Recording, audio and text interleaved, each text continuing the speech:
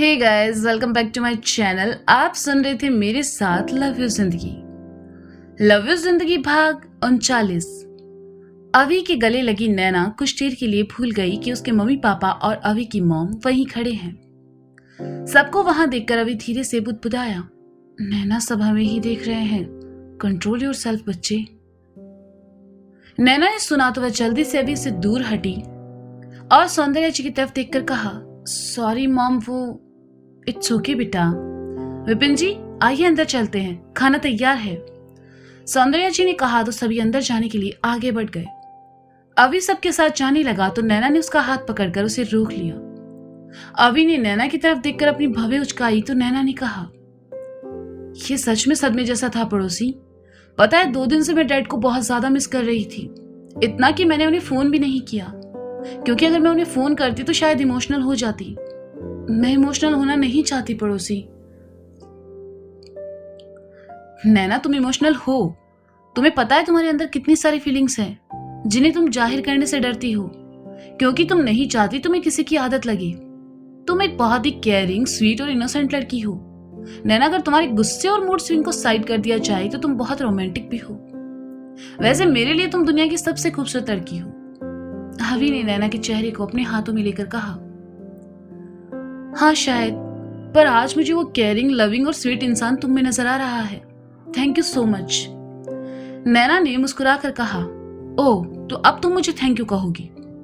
अवी ने नैना को घूरते हुए कहा, वैसे बोलना तो नहीं चाहिए, लेकिन तुमने जो किया वो खास है। नैना ने अवी के हाथों को सहलाते हुए कहा, मैडम ये प्यारी प्यारी बातों से मेरा पेट नहीं भरेगा, चलो चलकर खाना खाते हैं। अवी ने आगे बढ़ते हुए कहा। नैना ने जाते हुए अवी को देखा और मन ही मन खुद से कहने लगी, बस कुछ दिन और मैं इन सब उलझनों को खत्म कर दूं, उसके बाद में तुम्हें इतना प्यार दूंगी कि तुम परेशान हो जाओगी पड़ोसी। नैना आओ ना, सब वेट कर रहे हैं। अवी ने कहा तो नैना की तंद्रा टूटी और वे अंदर चली आई। अंदर आकर नैना अवी के साथ साथ सीधा डाइनिंग की ओर चली आई, जहां चौधरी साहब, विपिन जी, आराधना और सौंदर्या पहले से मौजूद थे। अवी अपनी मॉम के बगल में पड़ी कुर्सी पर आ बैठा और नैना आराधना के पास आकर बैठ गई। नैना को टॉप और प्लाजो में देखकर आराधना ने धीरे से फुसफुसाते हुए कहा, नैना ये तुम्हारा ससुराल है, तुम्हें अब थोड़ा ध्यान रखना चाहिए। मतलब? नैना ने थोड़ा तेज आवाज में पूछा तो सब उसकी तरफ देखने लगे। आराधना ने सबको अपनी तरफ देखते पाया तो झेप गई और टेबल के नीचे नैना का हाथ खींचते हुए कहा, कुछ नहीं, आप सब शुरू कीजिए। सौंदर्या ने कहा और घर के नौकर को सबके लिए खाना परोसने का इशारा किया। मॉम आप क्या कह रही थी? वो ध्यान रखना चाहिए, लाइक? नैना ने इस बार थोड़ा धीमी आवाज में कहा, मेरा मतलब तुम्हें सलवार सूट या रंगीन कपड़ों में होना चाहिए, थोड़ा लगना चाहिए ना कि तुम शादीशुदा हो। आराधना ने धीमी आवाज में कहा ताकि बाकी सबको सुनाई ना दे। मॉम आप कौन से जमाने में जी रही हैं? पड़ोसी के मॉम डैड, अवी के मॉम डैड बहुत अच्छे हैं, बहुत कूल है, उन्हें मेरे कपड़ों से, मेरी लाइफस्टाइल से कोई प्रॉब्लम नहीं है। ये दोनों मुझे कभी नहीं टोकते, इसलिए आप भी ज्यादा मत सोचो और खाना खाओ। राजमा बहुत अच्छा बना है। नैना ने आराधना की प्लेट में राजमा परोसते हुए कहा, अच्छा ये क्या तुमने बनाया है? आराधना ने खुश होकर पूछा। नो मॉम, ये भोला भैया ने बनाया है, वो बहुत अच्छा खाना बनाते हैं। लाजवाब, टेस्ट कीजिए ना। नैना ने मुंह में पानी भरते हुए कहा, मुझे लगा ये तुमने बनाया है। सच सच बताओ नैना, क्या शादी के बाद तुमने इस घर में कुकिंग की भी है? आराधना ने एक निवाला खाते हुए पूछा। राजमा वाकई बहुत टेस्टी बने थे। की है ना मॉम, 2 या 4 बार। वैसे भी मैं कभी कभी मूड होने पर अपने हस्बैंड के लिए कॉफी बना देती हूँ। नैना ने बेशर्मी से कहा, पागल लड़की, तुम्हें पता है पति का दिल जीतने का सबसे बेस्ट तरीका क्या है? आराधना जी ने कहा, क्या है? नैना ने खाते हुए पूछा। कहते हैं पति के दिल का रास्ता पेट से होकर जाता है। अच्छा खाना मतलब पति का आधा दिल जीतने जैसा है, समझी कुछ? आराधना ने कहा, समझ गई।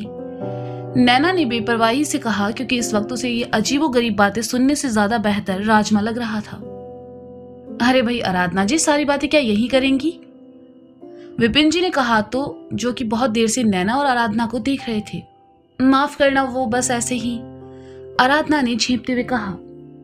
इसमें माफी की क्या बात है समधन जी, बिटिया से इतने दिनों बाद मिले हैं आप लोग, ये सब तो चलता है।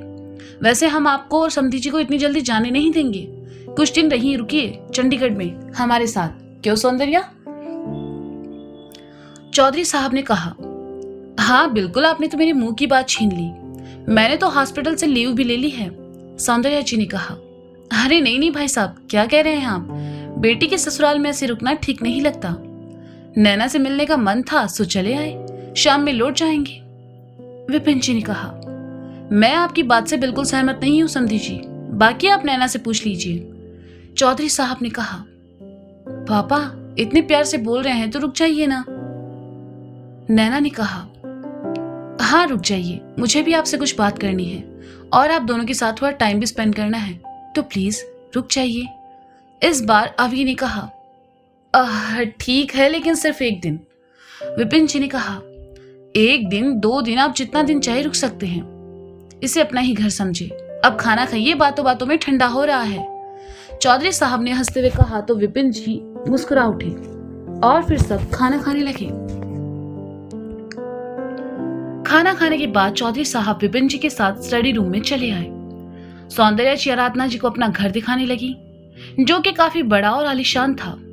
अभी किसी काम से अपने कमरे में चला आया और नैना किचन में भोला भैया से डिस्कस कर रही थी कि रात के खाने में क्या क्या बनेगा।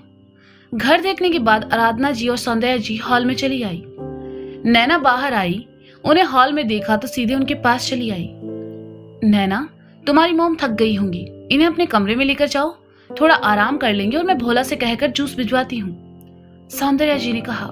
अरे नहीं मॉम, अभी थोड़ी देर पहले ही तो खाना खाया है, आप भोला भैया को परेशान मत कीजिए, जब चाहिए होगा तब मैं खुद लेने आ जाऊंगी, नैना ने कहा। ठीक है आराधना जी, आप नैना के साथ थोड़ा वक्त बिताइए, फिर शाम में सभी घूमने चलते हैं, सौंदर्या जी ने कहा। जी, आराधना ने मुस्कुराकर कहा तो सौंदर्या वहां से चली गई और नैना अपनी मॉम को लेकर अपने कमरे की तरफ बढ़ गई। बीकानेर। रुचिका की जिद करने पर मोंटी लंच पर जाने को तैयार हो गया। रुचिका ने मोंटी को अपना फेवरेट शर्ट पहनने को कहा और फिर उसे लेकर फ्लैट से बाहर चली आई। नीचे आकर मोंटी ने पार्किंग से बाइक निकाली और रुचिका के साथ जैसे ही जाने को हुआ, सामने से आती मधु उसे मिल गई। हे रुचिका, आज तुम बैंक क्यों नहीं आई? वैसे भी आज हाफ डे था। हाफ डे था इसीलिए नहीं आई। एक्चुअली मैं और मोंटी वीकेंड पर बाहर गए हुए थे, कल रात में ही वापस लौटे हैं, तो सोचा थोड़ा रेस्ट कर लेते हैं, रुचिका ने कहा। ओके, कल से आ रही हो ना तुम? अप्रैल खत्म होने वाला है और ऑडिट का काम भी बढ़ जाएगा। सर ने कहा था मैं तुम्हें इन्फॉर्म कर दूं, मधु ने कहा। हाँ मैं आ जाऊंगी, अभी मुझे और मोंटी को बाहर जाना है, रुचिका ने मधु से पीछा छुड़ाने के लिए कहा। हाँ हाँ तुम जाओ, कल शाम में मिलते हैं, मधु ने कहा और साइड में हो गई। रुचिका ने मोंटी से चलने को कहा और दोनों वहां से निकल गए। उस रात हुई बातचीत के बाद से रुचिका मधु से नाराज थी और उसके साथ अब आना जाना भी लगभग बंद ही कर दिया था।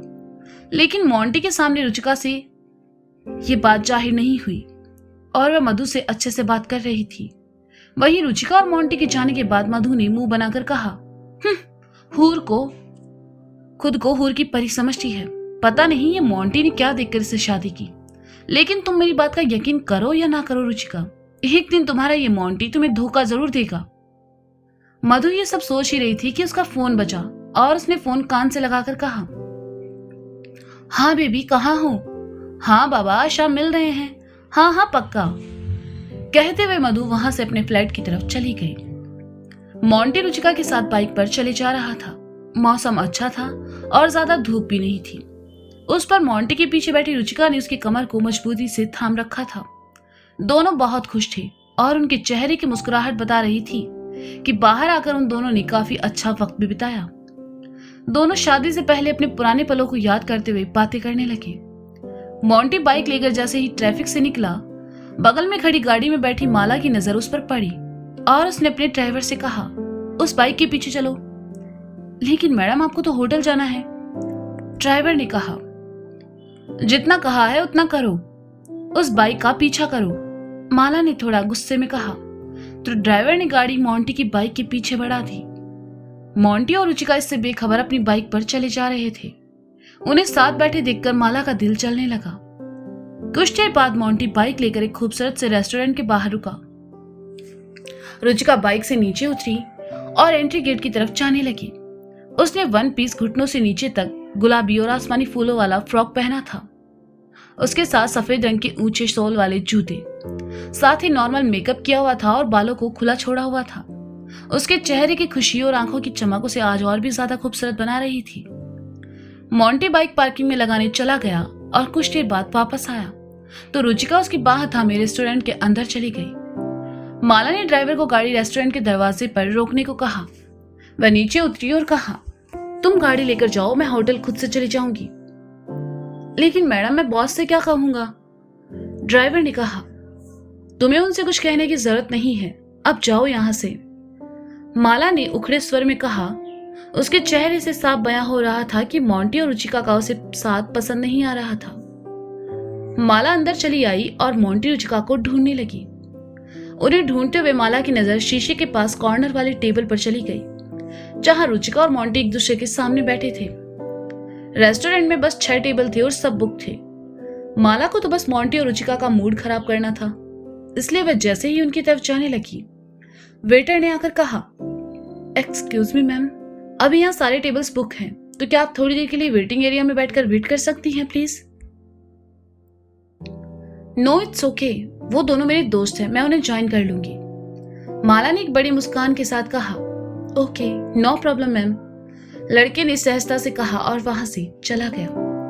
माला मुस्कुराई और कमर मटकाते हुए मोंटी और रुचिका की तरफ चली आई।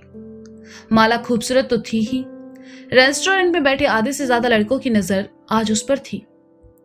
माला ने मोंटी और रुचिका की पास वाली कुर्सी खिसकाकर बैठते हुए कहा, हे मोंटी, व्हाट अ सरप्राइज, तुम दोनों यहाँ, आज तो लंच का मजा दुगना हो जाएगा। माला को वहां देखकर रुचिका को मन ही मन बहुत गुस्सा आया, लेकिन वह खामोश रही। मोंटी को भी माला का वहां आना बिल्कुल अच्छा नहीं लगा, इसलिए उसने कहा, रुचि, हम दोनों कहीं और चलते हैं। कम ऑन मोंटी, मेरे आने से तुम इतना इनसिक्योर क्यों फील कर रहे हो? ओह, कहीं मुझे यहाँ देखकर तुम्हारी वाइफ को बुरा लग जाएगा इसलिए? माला ने कहा, लेकिन मोंटी ने उसकी बात पर ज्यादा ध्यान नहीं दिया और कहा, जी हाँ, मैं बिल्कुल नहीं चाहता किसी तीसरे की वजह से हमारा लंच खराब हो। रुचि, चलो चलते हैं।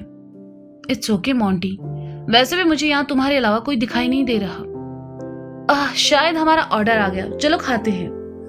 रुचिका ने मोंटी का हाथ पकड़कर उसे वापस बिठाते हुए कहा। मोंटी ने सुना तो मन ही मन उसे तसल्ली हुई कि रुचिका माला को लेकर कुछ गलत नहीं सोच रही। वह वापस बैठ गया। वेटर ने रुचिका का ऑर्डर टेबल पर रखा और चला गया।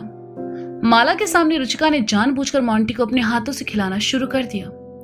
रुचिका बिल्कुल नॉर्मल मूड में थी और वैसे बर्ताव कर रही थी जैसे माला वहां है ही नहीं, और ये देखकर रुचिका अंदर ही अंदर जलकर गुस्से से उफनने लगी। मोंटी ने भी माला को इग्नोर करना ही ठीक समझा और रुचिका के साथ मिलकर अपना लंच एंजॉय करने लगी। माला को जलते चिढ़ते देखकर रुचिका को बहुत मजा आ रहा था, लेकिन इस वक्त वह चुपचाप थी। कुछ देर बाद वेटर फिर आया और माला का ऑर्डर उसके सामने रखा तो गुस्से में माला ने प्लेट उठाया और नीचे जमीन पर पटक दिया। वहां मौजूद सबकी नजरें माला पर चली गई। वह गुस्से से लाल हुई जा रही थी। मोंटी और रुचिका भी माला के इस बर्ताव से हैरान थे। तो दोस्तों, ये था लव इज जिंदगी भाग 39। इसका अगला भाग आप जल्द ही सुनेंगे मेरे साथ। तब तक के लिए शुक्रिया, बाय बाय, अपना ख्याल रखिए और हाँ, सुनते रहें लव इज जिंदगी सीजन 2 मेरे साथ। Bye bye.